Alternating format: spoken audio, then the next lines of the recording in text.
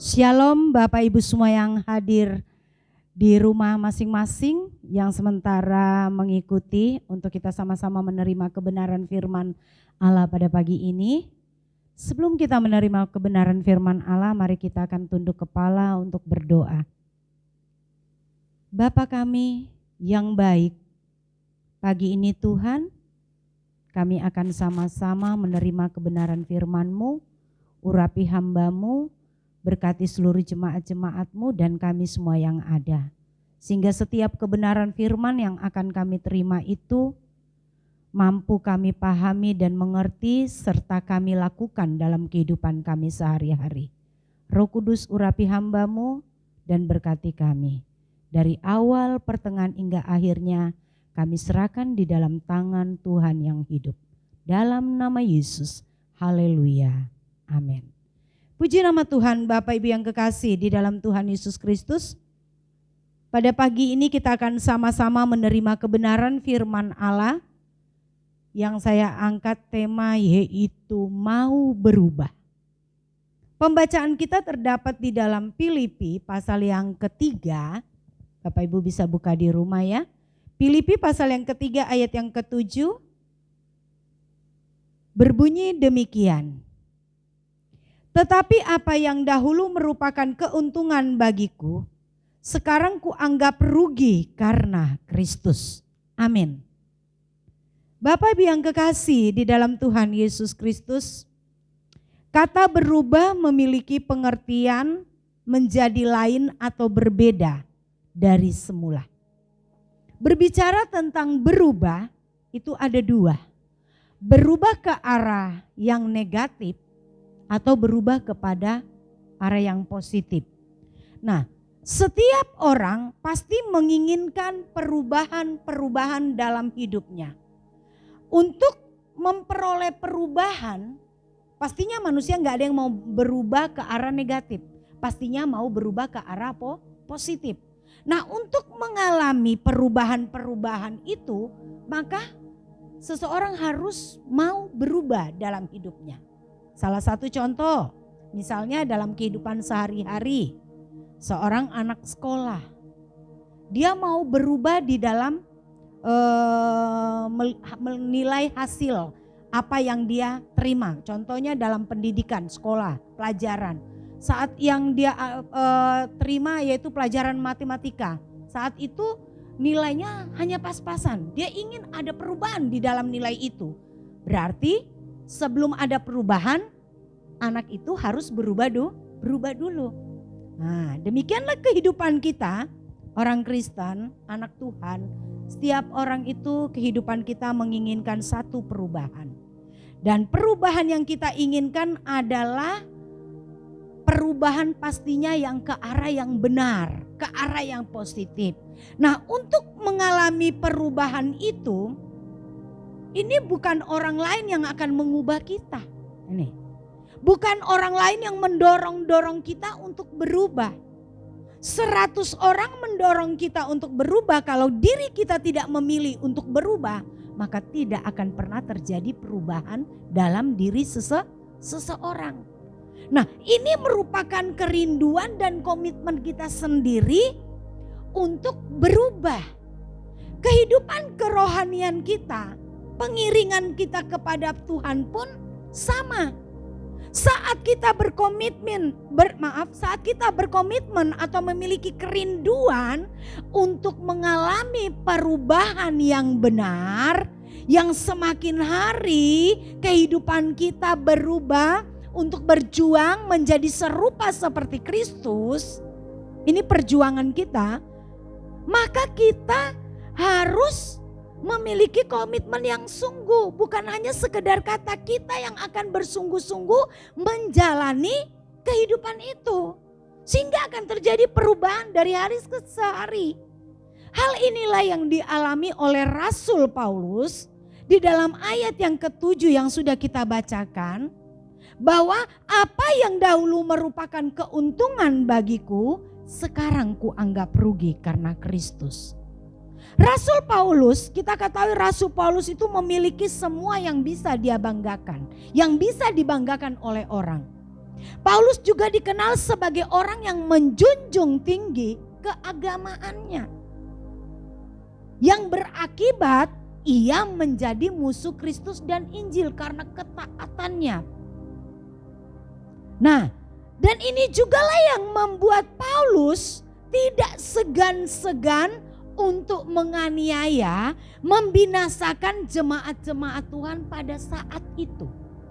Tetapi pertemuan Paulus yang disebut Saulus sebelumnya, itu pertemuannya dengan Tuhan dalam perjalanannya ke Damsyik. Itulah awal perubahan dari Paulus. Perubahan yang terjadi dalam diri Paulus itu bukan karena paksaan atau bukan karena desakan dari orang-orang yang ada di sekitarnya. Tetapi Paulus sendiri yang memilih untuk berubah dan meninggalkan segala-galanya. Melepaskan segala-galanya. Apa yang dia anggap itu suatu keuntungan, apa yang dianggap itu suatu yang bernilai, semuanya dilepaskan karena Kristus. Dan semua itu kebanggaannya, segala sesuatu yang dia miliki, dia anggap seperti sampah yang tidak ada nilai. Karena Paulus menganggap pengenalannya, kebersamaannya dengan Tuhan itu lebih dari segalanya. Bapak Ibu yang kekasih, pagi ini bagaimana dengan kita? Maukah kita berubah atau sudahkah kita berubah? Kebenaran firman Allah tidak datang begitu saja, tetapi mengingatkan saya dan saudara bahwa maukah kita berubah atau sudahkah kita berubah? Jawabannya ada pada saya dan saudara sendiri. Tidak perlu orang tahu, tapi kita yang tahu bahwa sudahkah aku berubah. Atau apakah aku belum berubah. Atau aku mau berubah. Kita sendiri yang bisa menjawab. Karena pada dasarnya sering kita mendengar seseorang dalam suatu ibadah KKR. Atau saat sedang menghadapi masalah. Atau sedang dalam tekanan dia katakan, Tuhan aku mau berubah. Itu. Saat ada dalam desakan, tekanan, aku mau berubah Tuhan. Tetapi pada saat itu terlewati semuanya. Janjinya cuma sekedar janji, nol. Tidak ada bukti dan tidak ada tindakan. Bapak Ibu yang kekasih, perlu kita ketahui bahwa suatu perubahan dalam hidup, satu perubahan dalam hidup itu bukan hanya karena kata, tetapi harus dibuktikan dengan suatu tindakan. Nah, di sini kita akan belajar orang Kristen yang mau terus berubah sehingga semakin indah di mata Tuhan dan berkenan di mata Tuhan, itu ada ciri-cirinya. Ciri-ciri orang yang mau berubah itu seperti apa? Yang pertama, ciri-ciri orang yang mau berubah adalah mau dididik. Ini. Ciri-ciri orang yang mau berubah adalah mau dididik. Pembacaan kita di dalam Amsal pasal yang ketiga ayat yang ke-11 katakan, Hai anakku, janganlah engkau menolak didikan Tuhan dan janganlah engkau bosan akan peringatannya. Kata-kata mau dididik ini memiliki makna mau diajar, mau diingatkan, dan mau ditegur. Kehidupan orang Kristen atau kekristenan yang mau berubah pastinya tidak akan pernah menolak atau bosan terhadap didikan yang datang. Tidak akan pernah terjadi suatu perubahan dalam hidup kita jika kita tidak mau dididik. Ini. Mengapa pentingnya didikan? Karena lewat didikan akan membuat seseorang itu mengerti, memahami dan melakukan kebenaran. Orang yang tanpa memiliki pendidikan atau tanpa dididik, maka nantinya akan menjadi sama saja, contohnya seperti seorang anak. Kalau nggak dididik, anak itu akan menjadi apa? Bertumbuh menjadi anak yang apa? Tidak tahu aturan. Bahasa kasarnya kurang ajar, tidak sopan. Itu sebabnya perlu dididik. Supaya dia mengerti, memahami, dan dia melakukan apa yang diajarkan itu. Contoh di dalam satu rumah, di dalam satu rumah aja deh, sehari-hari. Saat seorang anak, kita aja berkata kasar, bahasa kita nggak sopan, perkataan kita keluar bahasa kotor. Orang tua yang mendengar spontanitas harus menegur, harus ditegur.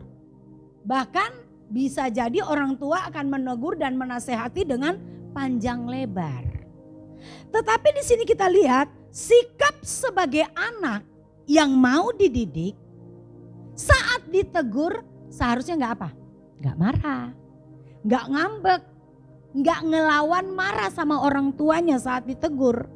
Tetapi dia akan menerima teguran itu dengan hati yang lapang, dengan hati yang besar, dan kemudian apa? Dia menyadari, setelah dia menyadari, lewat didikan itu dia akan ingat dan dia akan setiap dia berkata-kata, setiap dia berbicara, maka dia harus jaga.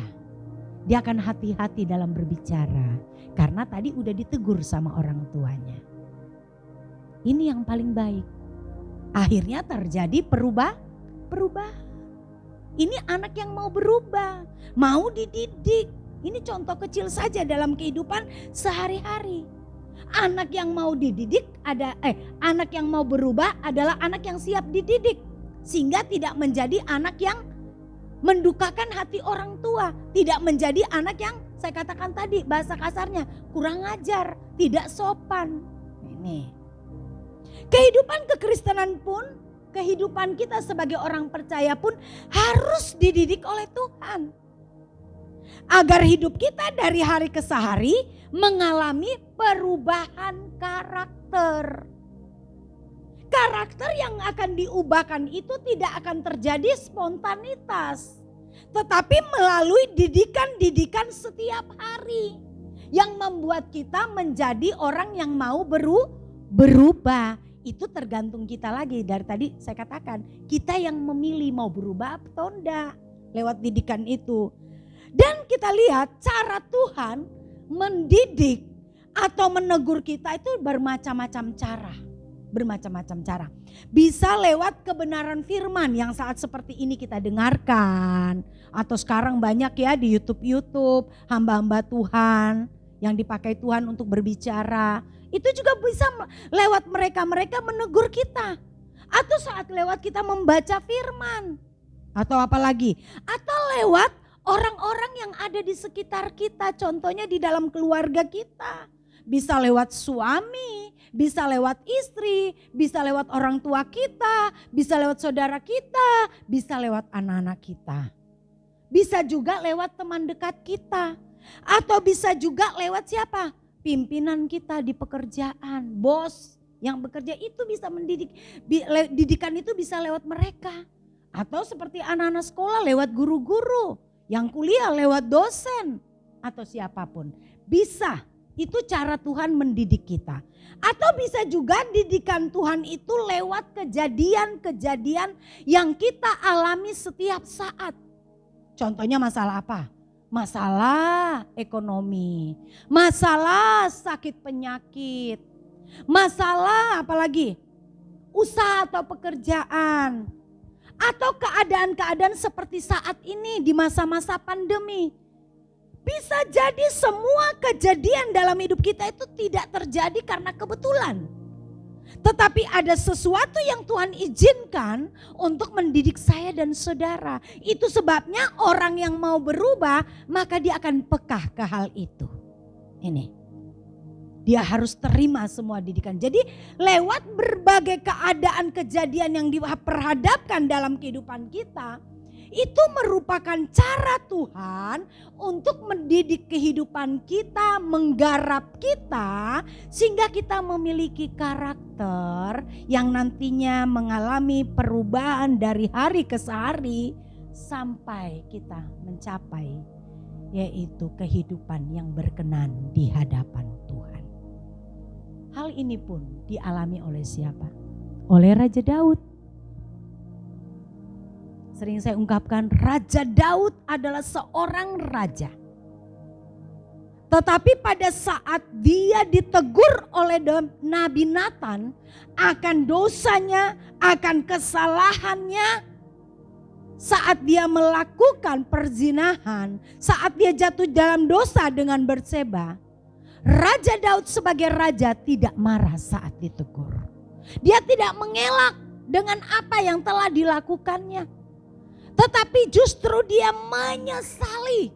Dia minta ampun. Dia menyesali setiap perbuatan-perbuatannya. Bukan saja kepada Nabi Nathan, tetapi dia menyesali kepada Tuhan. Dan akhirnya dia berubah dengan dia bertobat. Itu sebabnya Raja Daud sekalipun dia jatuh di dalam dosa, Tuhan mengasihi dia. Karena apa? Ada perubahan. Ada pertobatan, ada penyesalan di dalam diri Raja Daud. Dia tidak menganggap bahwa dirinya adalah seorang raja, jika dia berbuat salah maka itu biasa, tidak. Tetapi dia mengakui di hadapan Tuhan. Dalam Wahyu pasal yang ketiga ayat 19 katakan apa? Barang siapa kukasihi, ia kutegur dan kuhajar, sebab itu relakanlah hatimu dan bertobat. Iya, itu Bapak Ibu ya. Jadi saat saya dan saudara, Bapak Ibu semua, anak-anak muda, saat engkau mau berubah, maka relakan dirimu dan diriku untuk ditegur dan dididik. Sekalipun teguran dan didikan itu sakit, terima dengan ucapan syukur dan berubahlah. Amin. Yang kedua, orang yang mau berubah adalah orang yang apa? Rela melepaskan segalanya. Setelah dia mengalami didikan, setelah dia mau ditegur, dia dididik, pasti dia akan rela melepaskan apa yang menjadi kebanggaannya, keberhargaannya. Segala sesuatu itu harus dilepaskan. Ini berarti kalau rela melepaskan segalanya, tidak ada yang disisa. Waduh, berat amat kalau gak ada yang disisa. Emang kita gak butuh? Emang kita sudah gak jadi manusia di bumi? Semuanya kok harus dilepaskan? Memang harus seperti itu, tapi nanti dulu. Ini berarti bahwa tidak ada yang disisa. Tidak ada sesuatu yang lebih berharga atau bernilai daripada Tuhan. Orang yang mau berubah, orang yang adalah orang yang mau dididik. Dan orang yang mau dididik berarti dia rela melepaskan segala sesuatunya. Apapun itu, kehidupan orang Kristen yang mau berubah, dia rela dan berani melepaskan apapun. Segala sesuatu yang membuatnya bisa terikat, itu harus dilepaskan. Contohnya apa? Kesuksesan hidup, harta, kekayaan, keluarga, kesenangan, hobi, kepentingan diri sendiri, itu harus rela dilepaskan semuanya. Tapi ingat, bukan berarti kita tidak boleh memiliki apa? Kesuksesan hidup, hidup sukses, keluarga yang lengkap. Bukan berarti kita nggak bisa jalan-jalan, bukan berarti kita nggak bisa menyalurkan hobi kita, bukan berarti kita nggak bisa punya anak yang berhasil, bukan berarti kita nggak bisa senang, bisa. Tetapi kata rela melepaskan, kita tidak terikat di dalamnya. Ini, sekalipun kita memiliki kesuksesan hidup, sekalipun anak-anak kita berhasil, sekalipun kita memiliki segalanya, tetapi semua yang kita miliki kita pakai untuk guna hormat kemuliaan nama Tuhan. Yang artinya di dalam apa yang kita miliki tidak ada kebanggaan pribadi. Tidak ada kesombongan, tidak ada merasa hebat, tetapi semua yang kita nikmati, kita miliki itu karena semuanya berasal daripada Tuhan. Maka saat apa yang kita miliki, kita merasa seolah-olah tidak memilikinya. Arti katanya apa? Semuanya itu milik Tuhan.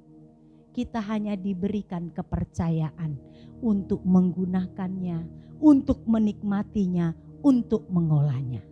Nah, jadi kalau kita merasa bahwa semua yang kita miliki itu hanyalah kepercayaan Tuhan, berarti harus kita jaga.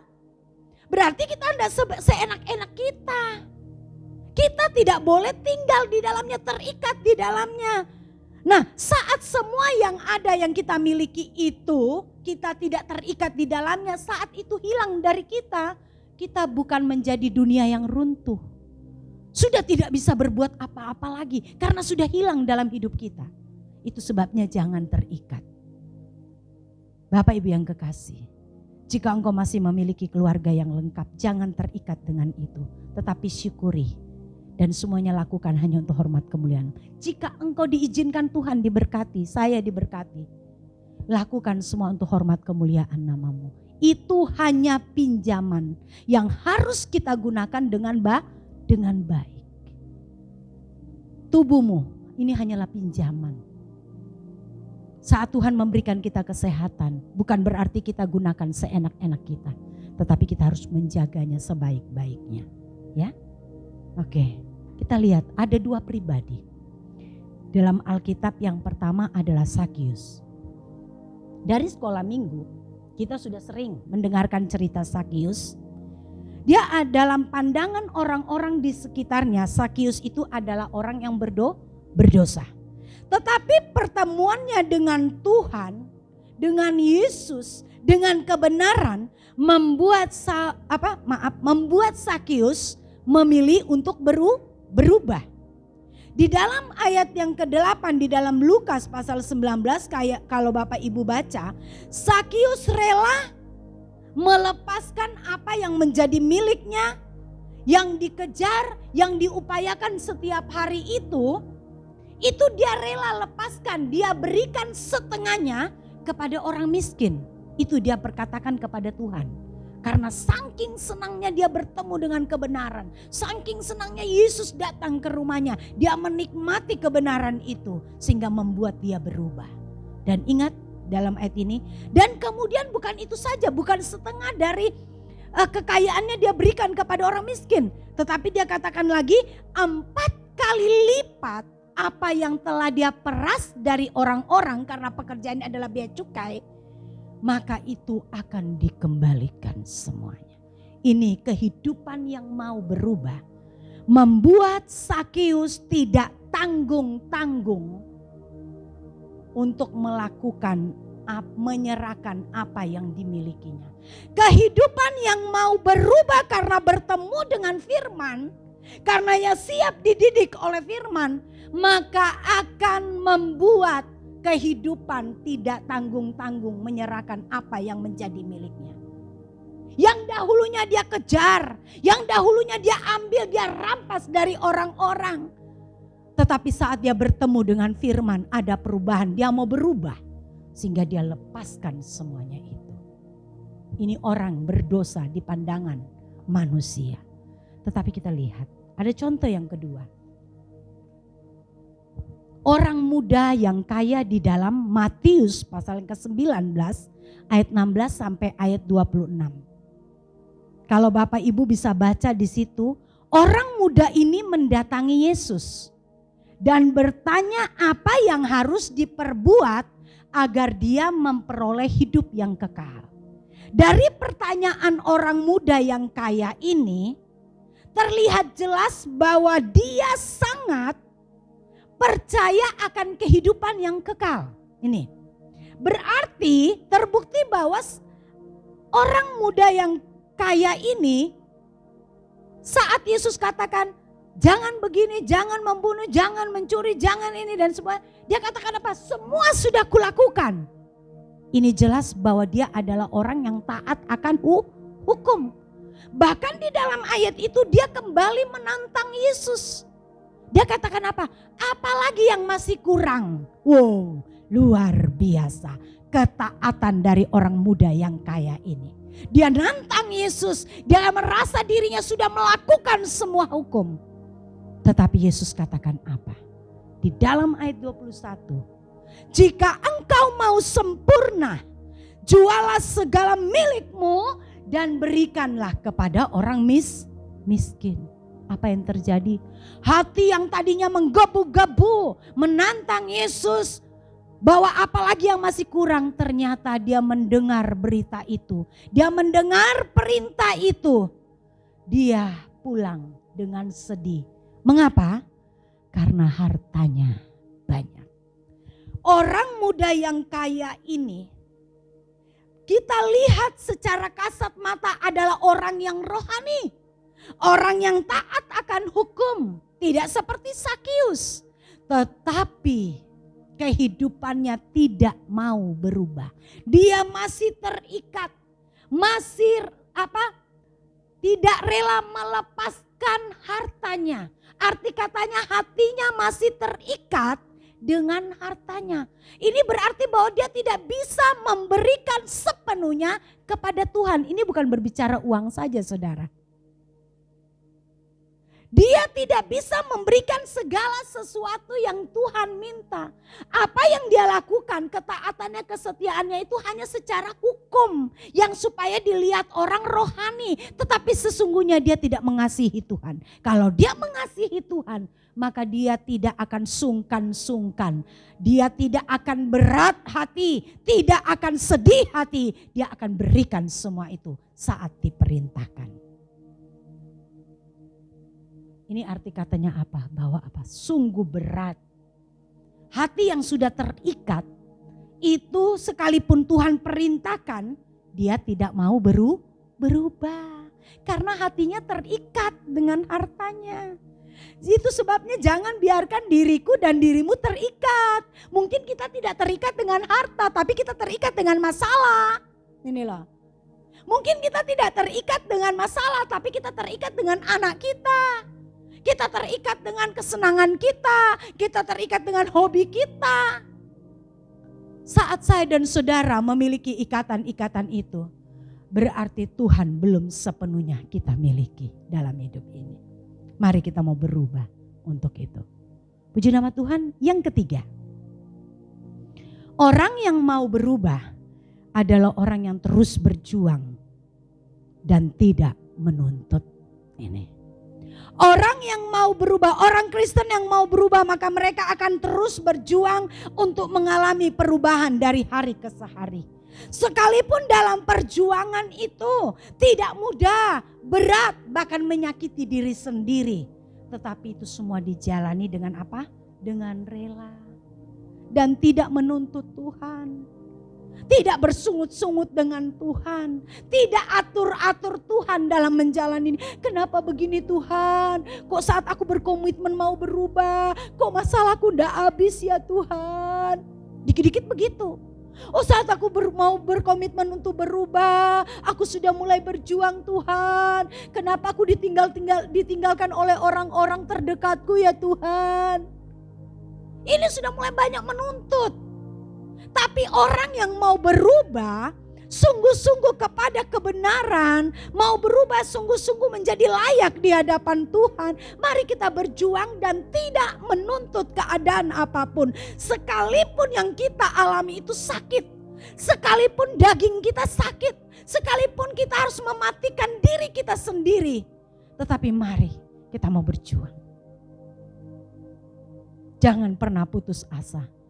Melihat setiap proses yang terjadi dalam kehidupanku dan kehidupanmu, kita akan terus bermegah di dalamnya. Karena kita tahu bahwa setiap pencobaan, setiap ujian yang datang dalam hidupku dan hidupmu, dan Tuhan mendidikku dan mendidikmu, itu tidak melampaui dari kekuatan kita. Jadi mari terus berjuang dan bertahan di dalamnya.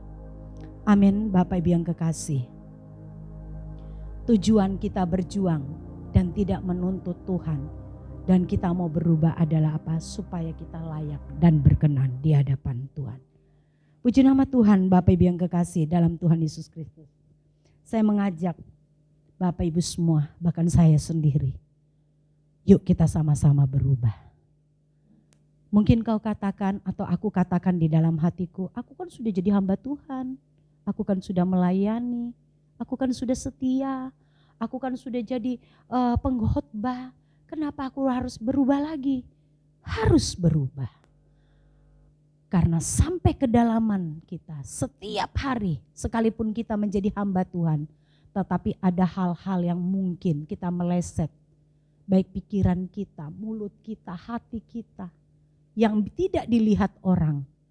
Kita terus harus memperbaharui diri. Dengan apa? Kita mempercantik manusia batinnya kita. Puji nama Tuhan, Bapak Ibu yang kekasih. Kesimpulan dari firman Allah pada hari ini adalah di dalam Roma pasal yang ke-12 ayat 2, kesimpulannya, janganlah kamu menjadi serupa dengan dunia ini, tetapi berubahlah oleh pembaharuan budimu, sehingga kamu dapat membedakan manakah kehendak Allah, apa yang baik, yang berkenan kepada Allah, dan yang sempurna. Amin. Puji nama Tuhan. Bapak Ibu yang kekasih, saatnya kita akan masuk di dalam doa, mengucap syukur buat kebenaran firman Allah, dan kita akan ke acara selanjutnya yaitu pelayanan perjamuan kudus. Dan sebelum kita menerima, kita akan berdoa dulu. Segala pujian, hormat, kemuliaan bagi nama-Mu Bapa.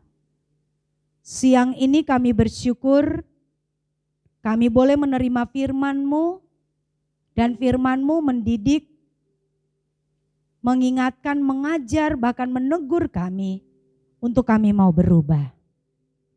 Mampukan kami untuk berubah Bapa. Roh Kudus-Mu memberikan kami kekuatan, sehingga di saat-saat kami berjuang untuk berubah, kami tahu banyak hal yang akan dapat mengganggu kami, merusak perjuangan kami, tapi kami tidak mau menyerah. Kami mau terus berjuang Bapa. Berkati seluruh jemaat-Mu, berkati kami semua yang ada. Jadikan kami menjadi pelaku-pelaku kebenaran firman-Mu dalam setiap kehidupan kami. Terima kasih Tuhan, dan saatnya juga kami akan masuk di dalam perjamuan kudus. Layakkan kami, layakkan hamba-Mu yang melayani, bahkan berkati seluruh jemaat-jemaat-Mu di rumah yang sementara ini mempersiapkan diri untuk sama-sama kami menikmati perjamuan kudus yang ada. Biarlah lewat perjamuan kudus ini mengingatkan kami terus bahwa betapa besar pengorbanan-Mu bagi kami. Dan kami tidak boleh sia-siakan anugerah keselamatan yang Tuhan berikan dalam kehidupan kami. Terima kasih Tuhan. Inilah yang menjadi doa dan ucapan syukur kami dalam nama Yesus. Haleluya. Amin.